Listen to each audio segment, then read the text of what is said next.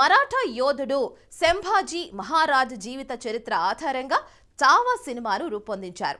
లక్ష్మణ్ ఉఠేకర్ దర్శకత్వం వహించిన ఈ సినిమా రిలీజ్ ముందు నుంచే బుకింగ్స్ లో ఈ చిత్రం రికార్డు సృష్టించింది. అందుకు తగ్గట్టే ఈ సినిమా మంచి బ్లాక్ బస్టర్ టాక్ సొంతం చేసుకుంది.